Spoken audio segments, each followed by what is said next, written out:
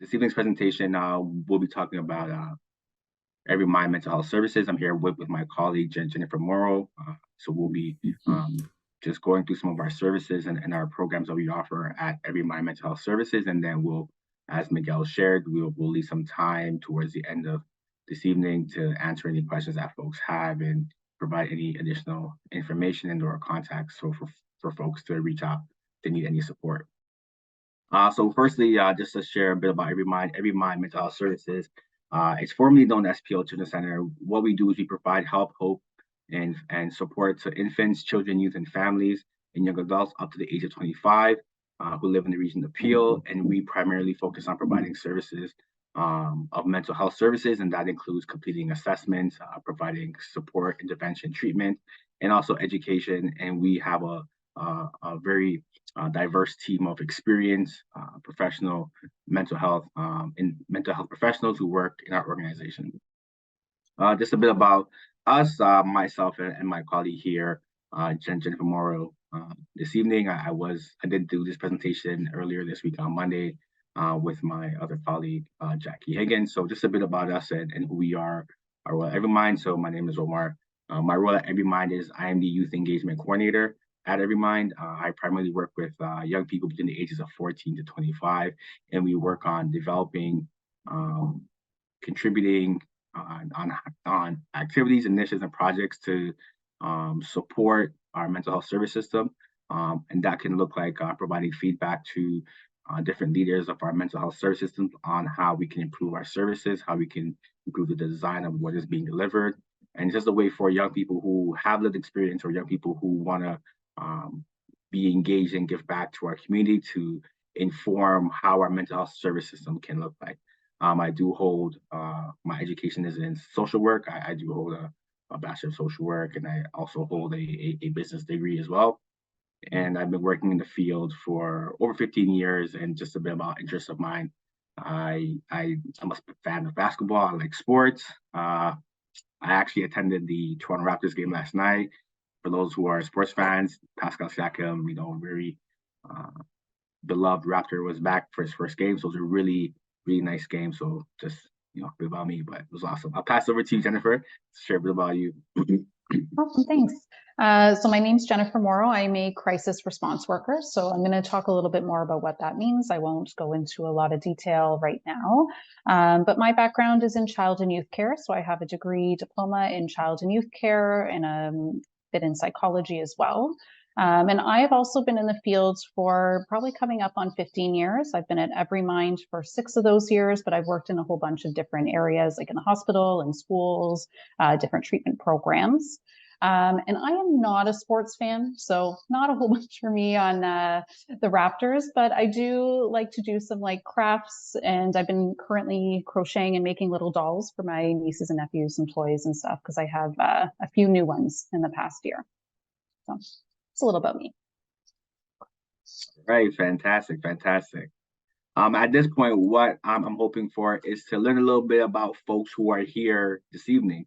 So if you have an opportunity to, please use the chat function, and I'd encourage you to share your name and to answer any one of the following questions that's on this list. You can share maybe your proudest moment. If you could write a book, do a podcast, a vlog, what would it be about? What topic? What's the happiest moment of your life? What's the scariest thing you've done? What's your maybe dream job? What's the best piece of advice you've ever given? Just feel free to answer any of these questions just so we can get a chance to learn a bit about the folks who are here in attendance tonight. And again, just drop your answers in the chat. So I'll give folks a few minutes to ruminate and think about these questions, and then we'll move forward once we start getting some response in the chat. All right, we've got Miguel in the chat that he's done skydiving, one of the scariest moments. I can only imagine. Never done it myself. I would imagine how scary that is. I will say Helen would love to travel to Egypt. So that's the bit I got about Helen. And I said I would share it out for everybody. All right. Thank you for saying that. I also too would like to visit Egypt. My oldest son, actually, we named him Cairo after the city in Egypt. So that's definitely one on my family and personal bucket list is to go to Egypt. All right. I have a couple more. Falak is saying that they're a student at UBC and the best gift they've ever been given is probably a custom mixtape. And used to live in Mississauga as well and still quite involved here. Awesome. Thank you. Thank you for sharing. And I got another message also here from Helen that she would love to do a podcast also interviewing youth. Amazing. That would be cool. All right, so we're gonna just jump right in here. So just to give a brief overview of what to expect for today's presentation, we are going to share about first one of our services here at EveryMind. It is the Tangerine consultation and walking services. So we'll share a little bit about what that looks like, what it is, and then we'll also share some other resources of other walking counseling services within the region and also in the GTA. Then I'll pass it over to my colleague Jennifer, who will share about our EveryMind crisis response service, and she'll be able to share a bit about that.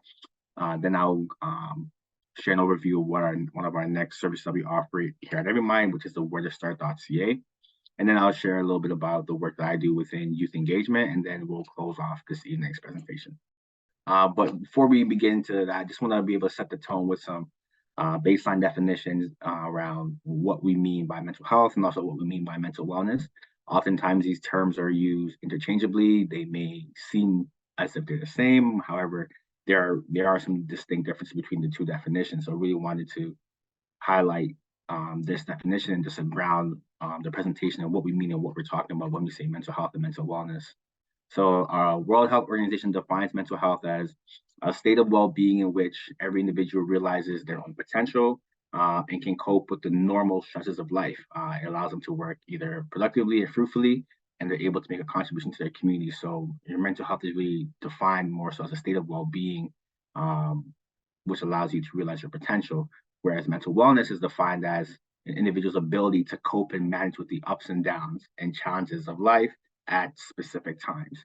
So while one may be in a positive state of mental health, their ability to cope with different stresses of life may differ, and which will also impact their overall mental wellness. So again, just want to distinct between the two differences between the two, which is one speaks to one's ability to cope and one speaks to a state of well-being. Also just want to highlight just a bit of our philosophy here at EveryMind, and just highlighting that we believe that, of course, mental health is something that's a part of all of us. And at any point in our life, we will experience some type of mental health concern that may negatively impact our emotional well-being and our ability to function on a day-to-day basis. Usually and often, we can manage these concerns primarily on our own and within our own natural support systems and our networks. However, there may be times where it's helpful to seek external professional support and counseling support. So on this continuum here, you can see on the far left, your optimal mental wellness. Maybe you can support yourself by using your own personal self-care strategies, maybe accessing some of your own personal social supports. And often that's, lands more so of the optimal and or mild level of distress. Whereas when you tend to be a little bit more on the moderate level or go to mental illness, that's where accessing external supports, professional support specifically like counseling and or therapy or something about clinical intervention may be needed to support the mental health concern that's being a challenge. And so this is just just an example of a list. It's not, of course, it's not an exhaustive list, but just some of the concerns that mental health concerns that we see here at EveryMind, and where we may have individuals come and access our services. So mental health concerns or diagnosis. This could look like a child or youth who's experiencing a mental health concern that is significantly impacting their day-to-day function. This could potentially look like suicidal ideations and or suicidal attempts, challenges with anxiety, depression, obsessive or impulsive thoughts, having symptoms of post-traumatic stress disorder or issues around attention deficit challenges. We may see individuals who are experiencing relationship concerns or life experiencing or difficulties in challenging life experiences. And so this could look like relationship difficulties or having a tough life experience. This could look like a parent and child conflict with their peers, conflict with an intimate relationship or partner. It could be an individual who may be experiencing bullying, social isolation, abuse, grief and loss, or a traumatic life experience. And then we also see individuals who may have behavioral concerns, and this could may indicate potentially an underlying mental health condition or concern.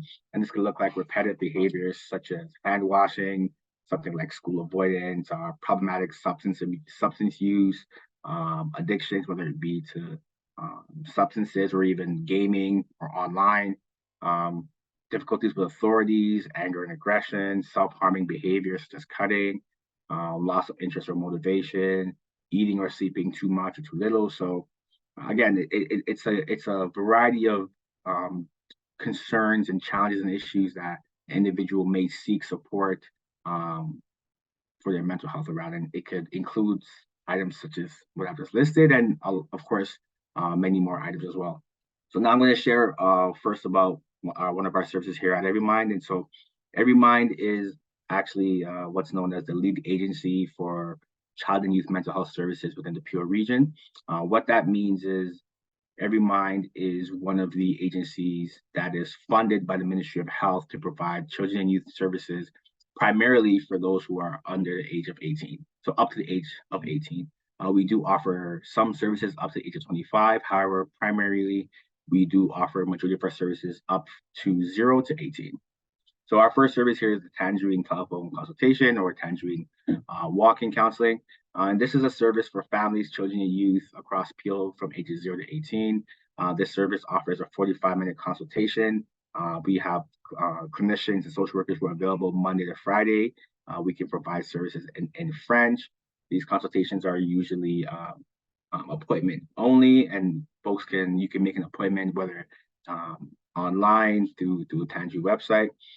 The appointment can be completed in person, it can be done over the phone with a clinician, or it can be done over video conferencing. And whether it's a caregiver or a youth who is doing a self-referral, they can request an appointment to see one of the counselors in our services. Now, I believe, correct me if I'm wrong, Jennifer, I believe if the young person is 12 or 13 years old, that young person would have to consent to the service. Is it 12 or 13? It's 12 and over is when they can start consenting to service. But parents, I think between 12 and 15 can still go on their own. Yes, awesome. So if a young person wants to access these services, or they can access it on their own, as long as they're over 12. If a caregiver is the person that's initiating the service, the young person would have to, once they're 12 and over, they'll have to consent to the service. And I do want to say, to access Tangerine Walk-in Counseling, you don't have to have a mental health diagnosis. This is a walk-in counseling service. The model I try to share with folks that this is, and why it's very different than traditional, traditional counseling where you have your specific therapist that you see on a week-to-week basis. This is a walk-in counseling model, very similar to when you like a walk-in clinic for doctor appointments, where that walk-in clinic doctor, they're not your family doctor. They're just in that moment, just in that time, you need medical attention, you go to a walk-in clinic, you get to see a doctor, they address your matter, and then you move on from there. They may provide you resources, they may provide you a prescription, whatever the case may be. It's a similar model to our walk-in counseling. There is no prescription that is being provided, but it's an opportunity where if you just need counseling in the moment, something's going on, and you need to speak to a counselor because there's a concern or a challenge, you can access a Tangerine walk-in counseling in that same way. If you want to access it again, there's no guarantee that you will see the same person you saw the first time, just like if you were to go to a walk-in clinic. So I really want to differentiate between the two services of sort of structured counseling services, where you are in a counseling program where you are seeing that counselor, that person is your counselor. Similar if you have a family doctor, that person's your family doctor, that's who you check in with, that's who you see on a regular basis. This is a walk-in model for counseling, similar to a walk-in doctor's clinic. The goals of the Tangerine brief consultation is to address any urgent matters or issues that families and children or youth have issues with and need support with. Again, that can look like parent-child conflict. It can look like challenges and difficulties with school, challenges and issues around anxiety, depression, acting out behavior, aggression, self-harm or risk-taking behaviors. Again, some of the same challenges that were listed before. When you do access the Tangerine Walk-in Clinic, What you can expect is the counselor will review the limits of confidentiality and privacy and how we store records and information. There will be a 45-minute call, or if it's a 45-minute session, you will review and go over the concerns and the reason for seeing the counselor for that day. They will take a perspective of the caregiver, the child or youth, and then they will explore the issues and consider what other options in order to address the concerns, and they'll provide strategies around how to potentially address the issue. And then they can also provide you a written copy of the consultation in the form of a report, and then that's if it's requested by the caregiver and family. On this page, I really want to share while Tangerine Walking Clinic is one of the free mental health services, and again, it is free. It is up to the age of 18. Tangerine is not the only walking counseling service within the Peel region. It's also not the only walking counseling service within the GTA. There are services at the Family Services of Peel. There's the Malton Youth Wellness Hub. There are walking clinics, counseling services at the Catholic Family Services of Peel, CMHA Peel Dufferin. They do have a transitional age youth program for young people who are seeking counseling support. There's the One Stop Talk. That is a online virtual walk-in counseling service that can be accessed as well too. There's the What's Up Walking Clinic. That's a service that provides free counseling service for young people and young adults up to the age of 29. Many of these other resources are up to 18. For example, Tangerine is only up to 18. One Stop Talk is up to 18. However, the What's Up Walking Clinic provides support up to 29. There's also the Ontario Structured Psychotherapy. That has a two-step approach in how they provide walking support. There's a self-guided portion as a first step, and the second step you can get connected to a counseling service. And then there's a free self-guided help program for young people who are over the age of 15, who are experiencing mid to moderate anxiety and depression. That's done through the Bounce Back program. So all of these programs are free, and these are available walking counseling services. And again, this is very different than your traditional structured counseling services where you have your set clinician that you work with on a week-to-week basis. This is a walking counseling service, and I would want to express the difference because oftentimes we hear about the really long wait list, and we will share a bit more about that later on in the presentation, where there's a long wait list for mental health counseling services, but that wait list is for consistent structured therapy with an assigned counselor who is your assigned counselor and clinician that you're working with in a specific counseling program. However, there is no wait list to seek walking counseling services. That is something that you can access at any time as much as you require. So I do want to differentiate the difference between those two. And now I'll pass it over to my colleague Jennifer, and she'll share a bit about our crisis response service here at EveryMind. Thanks, Omar. So we operate this 24-hour crisis line that is one number for all ages in the Peel region. So we have this collaborative approach that we do with the Canadian Mental Health Association, and that was really done to help make things a little bit easier for people who are needing support in the moment. Before it was a couple different numbers and you're trying to figure out which number to call for what, and really this is no matter what the issue that someone's calling about, you can call this one number and one of our teams is going to be able to help you right away. All right, so our crisis team at EveryMind is specifically to work with children and youth who are under the age of 18, or caregivers, adults, other professionals that are calling about somebody who is under the age of 18. And so our team, the role of a crisis service is really to support more significant mental health concerns or urgent needs, like times when people feel they need some immediate support with their emotional or behavioral, things that are happening for them.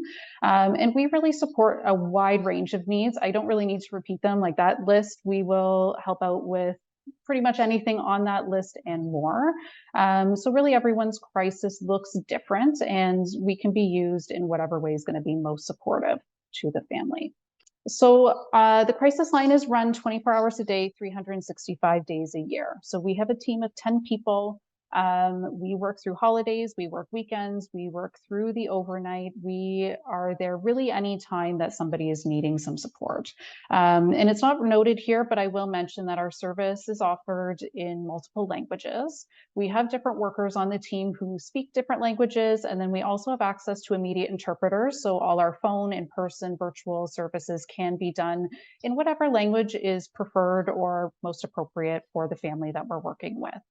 And really the process is that someone just calls into the line. So often that's caregivers or children and youth, but honestly, we speak to all kinds of people in the community. It can be friends, family members, school staff, police, hospital staff. So really anyone can kind of call in and get immediately connected to a crisis worker who can support with whatever it is that's going on. So we have, we'll do the initial call, and really our initial call is about understanding what's going on, offering some support to calm everything down, and figure out what the next steps are. So the difference between what we offer and what Tangerine does is we have a little bit more follow-up. So Tangerine is that single session where you can go in and talk about what's going on, and then you get your recommendations and continue on. Whereas the crisis team, you can do all of that over the phone, and then if you are interested, we do some follow-up work. So we can do some follow-up phone calls, which are offered after each call into the line. And then we do offer in-person and virtual meetings. Most of the time it's in person. So those can happen in our office. We do go into people's homes. We meet in the community. We do school meetings. It really just depends on what it is that people are calling for and what's the most comfortable space that they would like to have these conversations in. So our visits are offered Monday to Friday, 9 a.m. to 9 p.m. And then the virtual meetings and phone calls can happen over the weekends as well. Yeah, and I think, some of this is to help everybody understand how to get connected to different services and find out what services are right for them. But it is, it can be complicated and overwhelming. So we're happy to give some suggestions and information during our calls as well. All right. So when people call in, our main goal is to kind of help calm down the situation that's going on, whatever that is. I will say that we do assess every call where there's a child over the age of 6 for suicide. We complete a screener based on specific questions, really to just make sure that we know if that's a concern, so that we're offering the right kind of support and helping with safety planning and making sure everybody is going to be safe. But really, when people call in, they can kind of expect to have a conversation. It might be some people want to call in vent and have a listening ear about, whatever it is that's going on in life. Some people want specific strategies. That might be caregivers wanting strategies around something that's happening with their child. It might be children and youth calling in, wanting some support because they're feeling emotional or feeling anxious, and we'll do all of that over the phone and offer the follow-up we talked about. And then, of course, if there are ever any safety concerns, we're going to spend that time, going through a detailed safety plan and making sure that people feel prepared to take care of, the people that they love. So we can help bridge to ongoing services. Our crisis line, I guess the unique thing is, even if you're connected to another service, because we're 24 hours, crises don't always happen when you're with your ongoing people. So you might have a therapist in the community, you might have somebody that you're talking to, but sometimes the crisis is, Thursday at 8 p.m. and those people are not there. So we're happy to support in the moment and kind of help communicate back with permission the people that you're talking to, or help you kind of figure out who can support with which things. And really, again, the difference between us, our team, and counseling services, again, you're not guaranteed the same worker when you call in. Of course, if you have made a connection or have a preference for gender or language or anything like that, you can call and make that request. But our job is really to support you all to, I guess, get things back to a better place, things to feel more stable, start moving in a direction that is more positive, and we can be used as much as needed while you're waiting for some of the services or trying to figure out what your next steps are. Omar was kind to put together a nice list. I'm sure there's quite a few other ones, but these are some very common other crisis services in the region. Again, everyone provides, probably something similar, but these, I think, are specific to different populations and people that might want a specific, help in an area. So again, just a really quick recap. Again, EveryMind operates our 24/7 crisis line, and then we also operate the Tangerine walk-in counseling service. And then also we operate what is known as wherethestart.ca. And so wherethestart.ca is our coordinated intake network that helps children, youth, and families access and navigate our provincially funded mental health system here and services in the Peel region. And so I really want to make it clear that the primary focus is to help to navigate within our provincially funded organizations, again, that primarily fund 0 to 18 in our region. However, our wherethestart.ca team is connected to other services and can provide recommendations and the referrals to other adequate or appropriate services based on the needs of the families and callers who call in our network. Where to Start is funded by the Ministry of Health. It is a division of Where to Start is to be youth-friendly, family-friendly, welcoming, and non-judgmental, and to allow anybody within the region of Peel one easy platform in order to navigate the services and to find help for mental health services within the entire region of Peel. So in terms of getting connected with wherethestart.ca, a family or a caregiver can initiate, or a young person can initiate an appointment to complete an intake with one of our intake specialists. And what they can do is find out about the programs and services that are being offered based on the needs that have been presented in that intake. The intake form will ask for your first name, last name, some brief contact information so that the intake specialist can then now schedule a call. At this time, due to some of our staffing challenges, an appointment to actually get an intake completed is somewhere between 6 to 7 weeks. So if you do reach out to wherethestart.ca and you request an intake appointment will be made, but it will be an appointment that's made about 6 to 7 weeks out from the current date. The team is getting back to full strength, and so that wait time to have an intake assessment completed is going to be hopefully going down in the next coming weeks. And so just what to expect in the intake process. After you contact wherethestart.ca, you make an appointment to complete an intake. The intake worker follows up with you and you complete an intake. They will determine your eligibility for services. So first, our intake responds to the messages between the hours of 9 to 4:30 p.m. Monday to Friday. And again, they will book that intake to have that conversation with you to kind of do an assessment and find out what services meet your need and how can the services best help you based on our network of community partners. So the intake looks like completing a phone intake for about 45 to 60 minutes. There's a standardized group of questions that our intake workers will ask.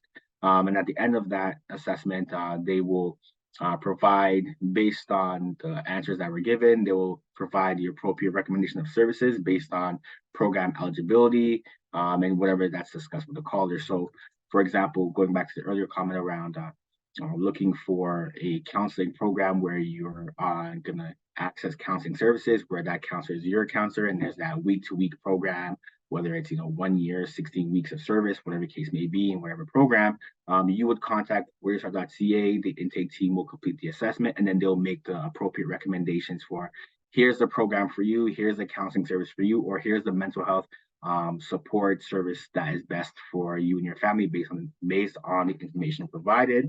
And then you would then now be transferred over to that service.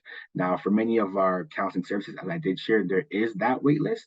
However, the two services that were provided before, which is the Tangerine and the Crisis Response Service, those are services that there are no wait lists for, and you can access those services in the meantime while you're on the wait list to access a counseling program service. And again, now Where to Start, we do have our community networks of organizations that offer mental health services. And so at the end of the intake, there will be recommendations for which programs or which services to support you and your family or young person on your mental health journey. And so this is just a couple of the organizations within our wherethestart.ca network. And so these organizations could have programs that at the end of an intake, the intake worker will then now refer you to any of the programs or services that are offered at any of these organizations. Now, if the William Osler in Brampton, it could be one of the hospital outpatient clinic programs, or Trim Health Partners, one of their outpatient clinic programs, or one of our programs here at EveryMind, or one of their programs at Associated Youth Services Appeal. So now I'm going to take the time just to share a little bit about the work that I do specifically here at EveryMind and some of the opportunities and my role and just a bit more about what I do. So first, again, going back to just defining and grounding what we mean. We define youth as a young person between the ages of 14 to 18. We define a young adult between a person between the ages of 19 to 25. And we define youth engagement as it is an activity around empowering all youth as valuable partners in addressing and making decisions around issues that affect them personally and that they feel to be important. So what that means is ensuring that young people are involved in the process. They have a chance to actively participate in making changes around issues that impact them. And so when we think about our mental health services, young people who are accessing these services, they want to ensure that these services fit their needs and that their experiences for them and others who come after them can be better in terms of the experience and to help support them on their journey. And so ensuring that we have the voices of young people in that process. And so my role is to ensure I work with young people in a voluntary capacity to ensure that, again, they have their voice in addressing issues in our organization and our mental health service system. Part of what I do, one of my roles is I support a youth engagement committee. And this is the committee where those same organizations I shared before, Associated Services Appeal, our hospital partners, and EveryMind. I do have a committee where there's a representative from each of those organizations that sit on the committee that I chair as adult allies. And we also have young people who volunteer and sit on the committee. And what they do is they have different roles. We have them as community members, we have them as co-chairs. And this is an opportunity where young people engage on the committee. They get a chance to use their voice to improve our child and youth mental health service system. They get community hours for their involvement in activities or events that we host and organize. They do get a monetary honorarium for participating on the committee.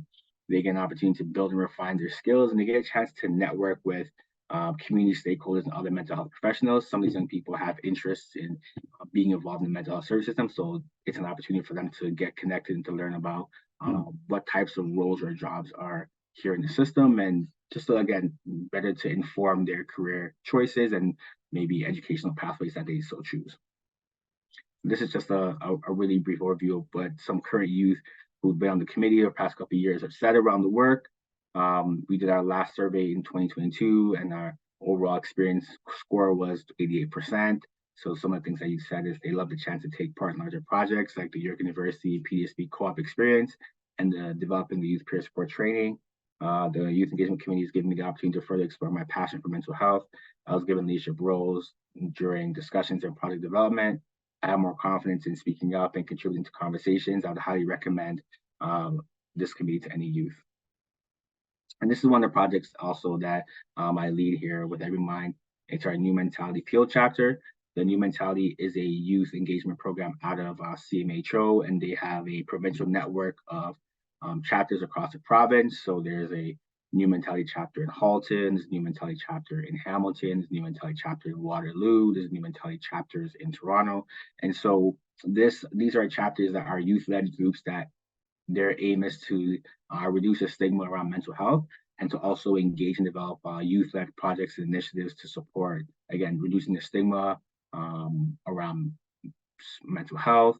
And they also get a chance to participate in provincial summits and conferences and different things like that. And again, young people who participate in this group, they get a chance to receive their community hours, whether it's for high school or for post-secondary, whatever the case may be. And again, they get a chance to connect and build meaningful relationships with other youth and other mental health professionals.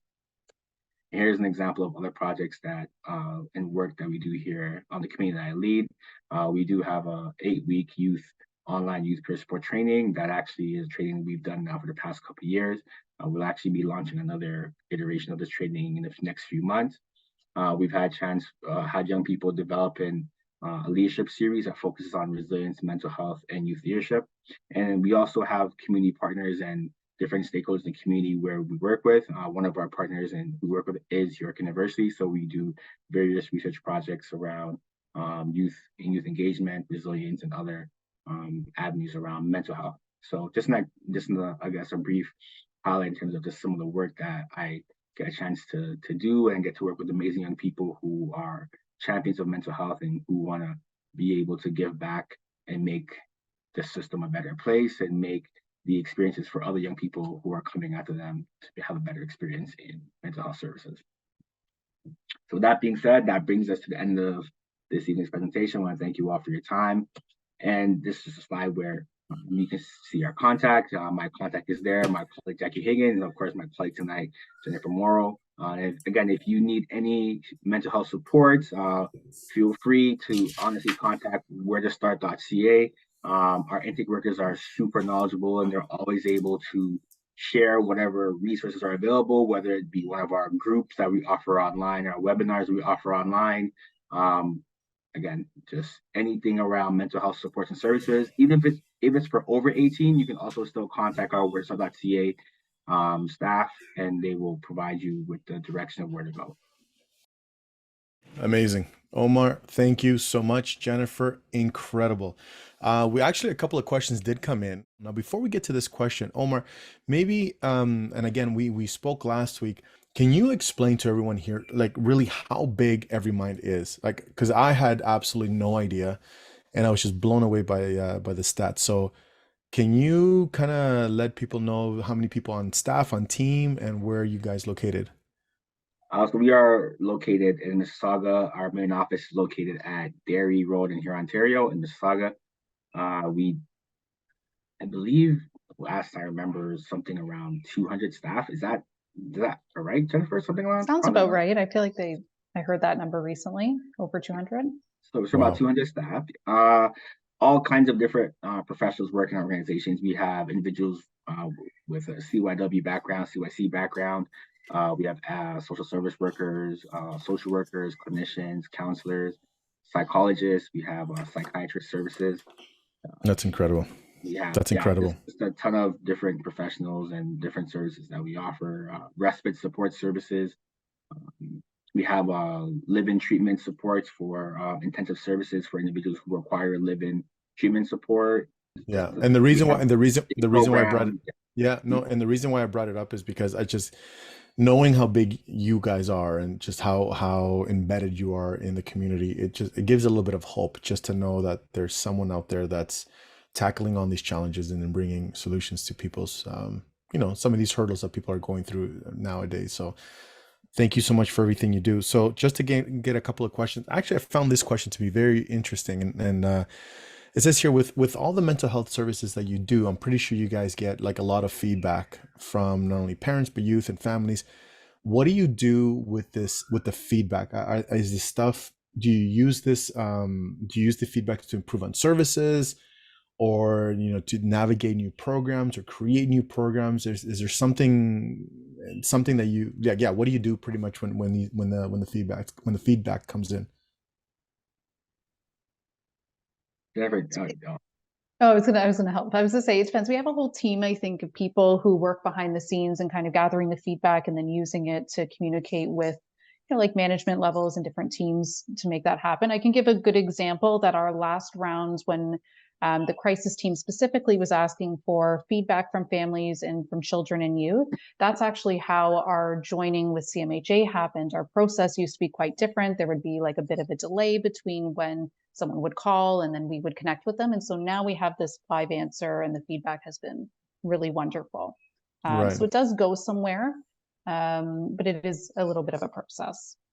And then that's fine, yeah, and actually you answered the other question, which is, are you seeing changes firsthand from the feedback that you're getting? Are people coming back and be like, you know what, this program helped, this counseling helped, thank you very much. Are you getting a lot of that as well? Yeah, I would say so. I think, I mean, I can only really speak for our team, but I do think we have a way that we can, communicate whether people had a positive experience and what that looked like. And then people have the ability to make sure that they're going to get their needs met in whatever program it is they're part of. Okay. And Omar, question to you is yes. when people are reaching out, do you finding that it's more adults for youth, or do you find that it's like youth directly, like them coming to you saying, I have challenges, I have please help? Oh, that. I think it's really mixed. It's really mixed in terms of families and caregivers reaching out for support and help for their children, and also young people who are reaching out for support for themselves, or young people who are reaching out for support for their peers. So Okay. that Oh, it's really a mixed bag. I can't really tell you, what the percentage would look like, but it's really a mixed bag. okay. Wow. Okay. And I have another question here is what can parents and educators do to contribute to promoting good mental health amongst young people? I'll ask Jennifer this one. Oh, okay, lucky me. Um, Honestly, I think something that I think parent or caregivers, I'm going to say, and professionals. I honestly think sometimes it's learning to listen and be there with people, like really just trying to understand, you know, where people are coming from, asking questions about how people are doing, and then you're making a decision on, is this something that we together as a family or with the people that are involved in our lives can kind of handle, or is there something outside of that that we need some help with? And we actually have tons of parents or professionals that even just call the crisis line, not because they want more of that ongoing follow up or visitation or anything like that, but really they just want to call and be like, okay, this is what's happening. And I just need a perspective of somebody outside of this. I just want to know, are there certain things I should look out for? What are things I should be worried about? What are some ways that I can have that conversation? And so I think it's probably things that a lot of people are doing already. But honestly, the biggest thing is just kind of being there. So I work a lot in the community, like specifically like schools. 80 to 90% of my clients are all like teachers and staff and stuff. And I do get parent engagements. The number one question I always get is parents coming up to me after an engagement and okay, this is me, mom, dad. I'm having problems with my child. They're stuck on devices. They're angry. They're in their rooms. We don't have no idea what's happening in there. I need help for my kid, but they won't talk to anyone. Now, what light or what just support can we give that parent? Because the ideal is that parent brings that child and connects with somebody outside of the family, and then there's that support system and get the mind engaged. But how do parents go where the child wants nothing to do with talking to anybody, and then all of it, the parent just feels like they're drowning, like there's no aid for them? What can a parent do at that point? I'll answer this one too, Omar. I'm going to say, so actually that's a pretty large number of calls that we get as well. And I think, we do get a mixture of people calling in, but there's a lot of caregivers calling for various things. The electronics is a very popular concern right now. And so really parents can access service depending on the age of the child, can access service that'll be a little bit more parent directed, right? The crisis team does go into the home, so there's lots of times where yes, the youth may not want to talk to anybody and might not want to leave the house and go to a meeting at an office with a person they don't know. But sometimes coming into the house is helpful, and kids really do want to talk, and they have some things that are going on, and they're willing once you're there. So Mm, assuming that there's permission, and then I think the nice thing is that it's voluntary, so they can choose not to participate in that, and we can spend some time talking through with parents, like what sort of options do you have, like what does it look like, what does your parenting style look like, and how do you want to help your child make this change, right? okay. It's not full answer, but there are some things that parents can access on their own. And There are some groups and workshops too. Yeah, yeah. absolutely. And to add on to that, EveryMind does offer webinars and workshops for parents and caregivers as well too. And that can also be accessed on the weatherstart.ca website, where you click on the drop-down menu and you will see webinars and workshops for whether it's for children, youth, or parents or caregivers. And you can see a variety of workshops that are offered by our staff. It could be from like our resource consultants, our peers team for the little kids 0 to 6. It can be from our side, from our psychologists, from our clinician social workers on a variety of topics around challenging behavior, addressing challenging behavior with children, or whatever the case may be. And then that can be one of the avenues that a parent can access support is through education and seeking out these types of webinars, and being able to engage in a form where they have an opportunity to ask those questions to a professional and get some of those same strategies. In addition to what Jennifer shared, where crisis can come out in person, they can also access educational webinars and content online through the weatherstart.ca. And when it comes to, going back to the piece around online and gaming, we do have a concurrent disorders coordinator person here at EveryMind that supports families and organizations as well too, with clients who have issues or challenges around gaming addictions, or online addictions, or even substance use addictions. And so that's a service that also can be accessed and offered as well too, around getting a consultation with our concurrent disorders coordinator on strategies and things like that when it comes to challenges with addiction and or online or Yeah. gaming or No, excessive gaming. yeah, no, I love that. And I love the fact that Jennifer, you said that you take a look at the overall picture, right? The parenting is one of them, because I've seen it many times where get off your devices, and it's dinner time, and then mom and dad are on devices. And so they're setting an Yeah. example as well for failure, right? And so no, I love the fact that you guys take a look at the overall picture, not just the child, but the environment of the home and what's happening in the home. So that's great. That's awesome. I got two more questions here. If in the Omar, so you know, EveryMind is a nonprofit organization. What would be the biggest way someone can help support the growth and just the progression of EveryMind and all the work that you guys do? I would say just supporting us in some of our growth is maybe connecting with our fundraising coordinator, and connecting with them and engage with them to figure out how they want to support, how they want to connect with the organization, whether it's to be a speaker, maybe they're a person who's accessed Every Mind services and want to share the success of their journey, or maybe it's something they want to give back in the community in some way. But they can again connect through again, connected through WordStar.ca, connected through our fundraising coordinator if it's something to do with fundraising, and reaching out. And then again, our WordStar.ca staff or even our fundraising coordinator can connect that person to the appropriate person that can address their wishes around that for having to support the organization. I love it. Last question is, and I asked this question to your other colleague. I forget her name. I'm sorry. I'm horrible with Jackie. names. Jackie. Jackie. Yeah. So I asked this question to Jackie. Jennifer, I'm asking it to you now, and let's see Okay. whose answer is better. Are you ready? Ooh. So Jackie's been here longer than me, but I'll do my it's best. it's a competition right now. This will determine promotion. So, what has been the biggest contributor to a youth's mental health declining? That you find with working with the youth and being engaged in the community and working with families and parents and schools and all that. What do you find the biggest contributor to a low declining mental health? Oh, that's an interesting question. I've never been asked that before. Um, I want to say, I guess my like initial thought is around like supports, right? I think having access to, it doesn't have to be formal supports, informal supports, having a support system around you. Like I think when Omar was talking about mental health versus mental wellness, like there is a piece of you can have some symptoms of mental health or mental health experiences, and then but also be able to cope with that and have resources available to you and be willing and ready to engage in that.